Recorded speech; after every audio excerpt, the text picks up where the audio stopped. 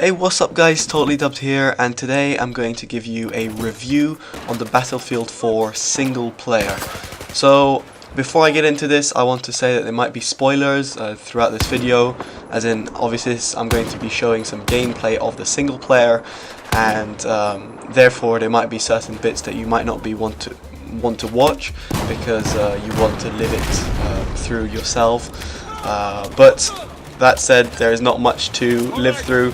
So I'm going to get on with this video and continue with the Battlefield 4 single player review and the footage from the single player. So my honest opinions of Battlefield 4 so far are very negative. After playing Battlefield for a long time now, it's been almost about 10 years that I've been playing Battlefield, this is possibly the worst and possibly the worst single player first person shooter I have ever played. The reason behind that is because on a single player game you want to get involved and you want to feel the storyline, you want to understand the characters, you want to develop the characters even. There's a lot of things behind a single player which make a single player good and bad.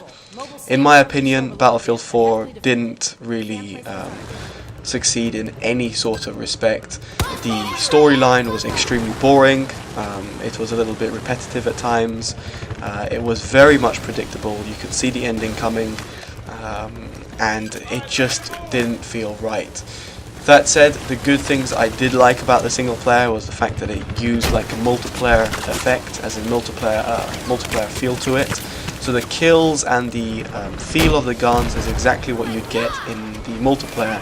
Therefore, if you play the single player first, you jump into multiplayer, you'll get the same feel for it, and there'll be a lot of things that will be covered in the single player in some respect as a tutorial for you to understand when it comes to multiplayer and playing real people rather than AI. I must say that the difficulty was super easy. I played it on hard difficulty, and I know Battlefield isn't always made to be a hard single player game, but this was just ridiculous. I was sometimes just running past enemies on hard difficulty and killing them. I mean, I'm not the best player in the world, but seriously, it didn't challenge me at all. When I used to play Call of Duty on Veterans, or when I used to play Halo on Legendary, those games used to be very hard and still are quite hard, but Battlefield, they really were taking a piss in terms of how hard the gameplay was. Anyone could have completed that. Maybe you would have died a little bit more or died a little bit less, but it was very much easy to do. As I said, I did it on the hardest difficulty. So going into the actual gameplay of the single player, I found it very tedious. I couldn't wait until it was over. In fact, I was always checking battle log how many missions are left. I think, if I'm not mistaken, there's 7 missions altogether. Each of them take about 15 to 25 minutes to complete. It depends about how you go through the mission and whatnot. But overall, the gameplay was around 4 to 5 hours long. You could probably do it faster. On easy, I know I replayed a few missions on easy because I wanted to collect certain dog tags and see certain different things, which I'll get to in just a second. However, apart from that, it was a very short single player. Now, the length of the single player doesn't really bother me, or I don't really care about it. If it's a short single player, but it's very much I'm very much engaged in the single player, then I'll thoroughly enjoy it. But in this respect, I wasn't really engaged in the single player. The characters that either lived or died, I really couldn't give a crap about. Even my own character, I didn't even get to know who he was or what he did, or anything like that. It just felt like I was just playing AI in a multiplayer map. That's basically what it was. Now, I understand that it's nice to have some training before getting into multiplayer, but there should be a clear differentiation between single player and multiplayer, and in my opinion there really wasn't. And I don't see this in any good light at all. I just see it as just a waste of time, a waste of developers' times, to be honest, and even a waste of my time trying to play through it. Because there are certain weapons that you can only unlock via the single player in order to carry through to the multiplayer, including dog tags.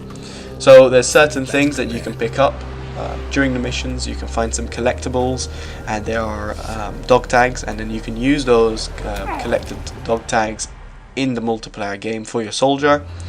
And there are also certain things that you should do. So at the end of this single player, spoiler alert by the way, you get to save one of three things.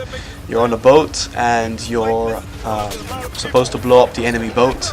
However, one of your comrades which are with you has to go down and blow it up. So you have to choose which one goes. So you choose whichever character you want to go down, and then once that character is down there, they say blow the switch. And if you don't blow the switch, then the boat doesn't blow up, and the enemy boat blows up your ally boat. So if the enemy boat blows up the ally boat, you get a assignment which is complete, and you get a gun which is unlocked. If your character A goes down and you blow him or her up, then you get another gun. And if character B goes down and you blow him or her up, then you get another gun. So there's 3 guns to be unlocked via the single player, and there's a load of dog tags, a good handful of dog tags to be unlocked as well. So that is pretty cool, but the thing which really pissed me off is the fact that this was the end game, so it was just at the end, and this meant that I had to replay the whole end of mission over again, and then sit through the damn credits, which last about pretty much as long as a bloody mission, about 15 minutes, 10 to 15 minutes, over again. There was no skip button, no nothing. And this really pissed me off because it was just a waste of my time. Of course I want those weapons in the multiplayer, and just to check which ones they are from memory, it's the M249, the P90, and the QBZ 95-1. There we go. You also unlock 3 other things: the machete, the shank, and the M412 Rex via playing the single player. So these are all nice weapons and nice variations. For example, the knives are nice to have, but the Rex is very useful, and those weapons that you unlock are extremely useful as well. Especially the M249 is one of my favorite LMG weapons that I had on Battlefield 3. So unlocking that was one of my priorities to get, and I always play the single player before going into the multiplayer, just because 1, I want to get a feel of the game, and 2, I just want to see how the single player was. But anyway guys, in all honesty, I really disliked the single player. It wasn't fun at all, it wasn't exciting, didn't keep me on my edge at any point. Battlefield 3 single player wasn't that great either, but it was really good and really engaging. And if I had to rate, say, Battlefield 3's single player, actually let's start from Bad Company 1. Bad Company 1, because it was so silly but funny at the same time, I would happily rate that 8 out of 10 for single player. Bad Company 2, 7 out of 10. Battlefield 3, 6 or 7 out of 10.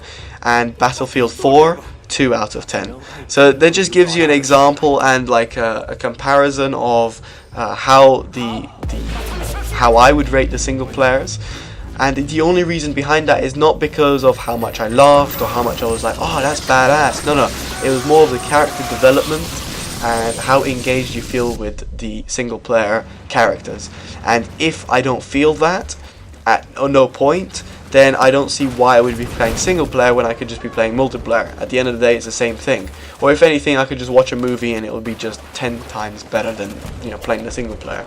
So it was not challenging, it was disappointing,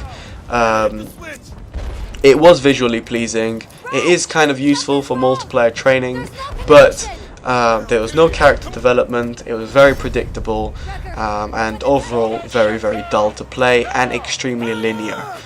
So you don't really have much of a choice to do what you want to do, which is expected in first-person shooter games.